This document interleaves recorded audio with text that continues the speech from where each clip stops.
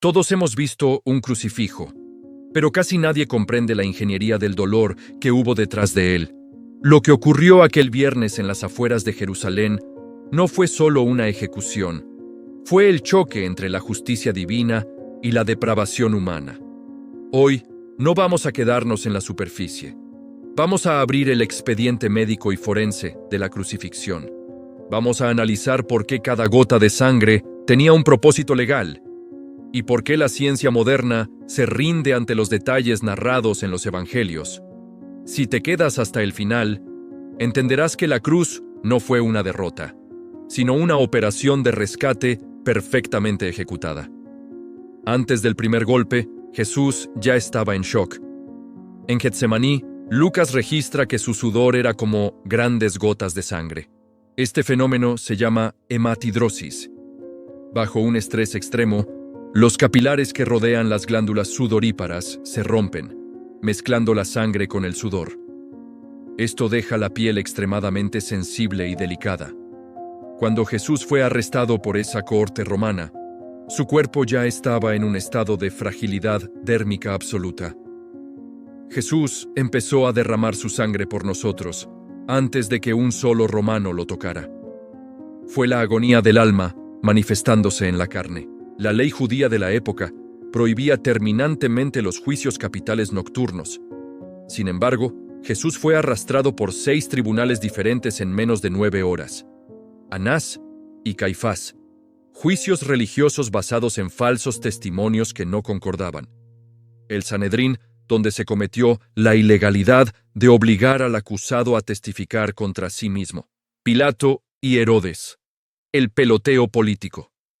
Ninguno halló falta, pero el sistema cedió ante la presión social. Jesús no murió por un error judicial, sino por una decisión voluntaria de someterse a un sistema corrupto para redimir a la humanidad. El flagrum romano no era un látigo de cuero común. Tenía bolas de plomo para causar contusiones profundas y fragmentos de hueso de oveja para desgarrar el tejido. Los soldados romanos buscaban el límite de la muerte.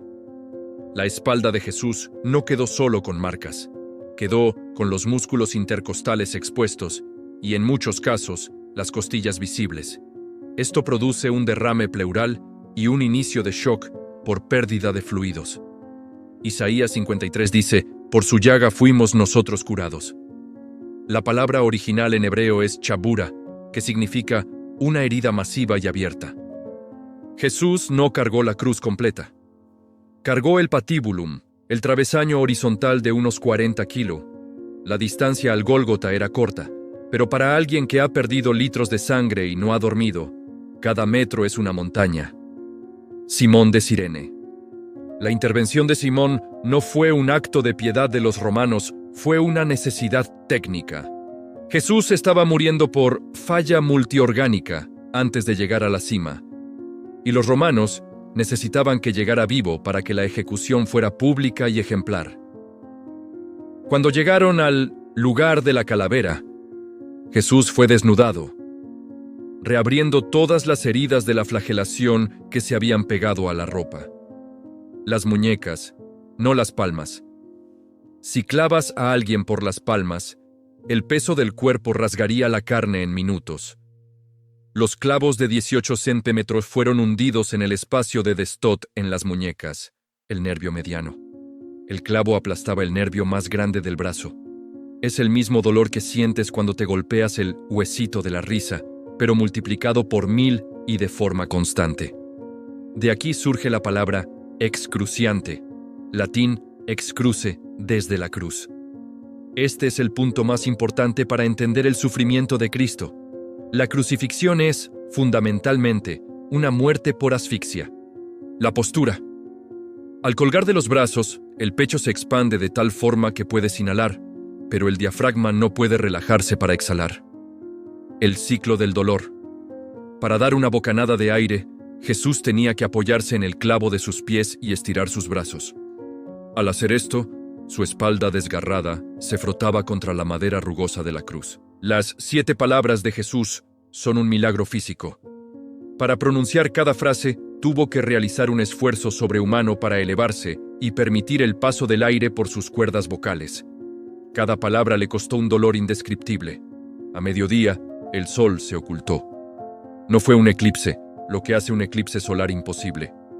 Fue una señal de luto cósmico. El grito, Eli, Eli, lama sabactani. Aquí ocurre el misterio teológico.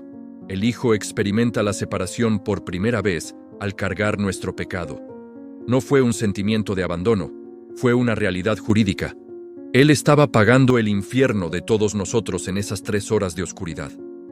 Antes de morir, Jesús gritó, «Consumado es».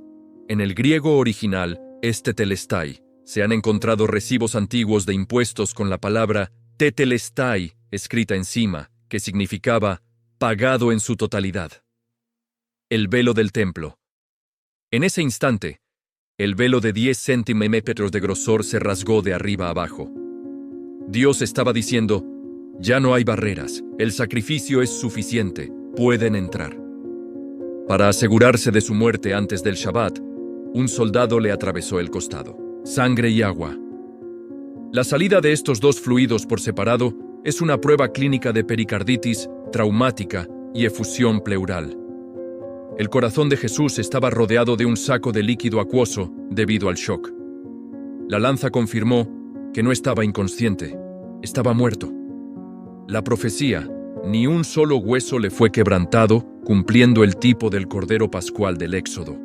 Hermanos, hemos recorrido la anatomía del sacrificio. La ciencia confirma el dolor, la historia confirma los hechos, pero solo el Espíritu Santo puede confirmarte el propósito. Jesús no fue una víctima de las circunstancias, Él fue el arquitecto de su propia entrega. Si Él soportó el nervio mediano destrozado, la espalda en carne viva y la asfixia lenta, fue porque el peso de tu alma valía más para Él que su propio aliento. ¿Qué aspecto de este sacrificio te impactó más hoy? Déjalo en los comentarios, pues al meditar en su dolor, entendemos nuestra libertad. Si este estudio te ha ayudado a ver la cruz con nuevos ojos, suscríbete y compártelo. Que la paz del Señor, que compró nuestra vida a precio de sangre, esté contigo.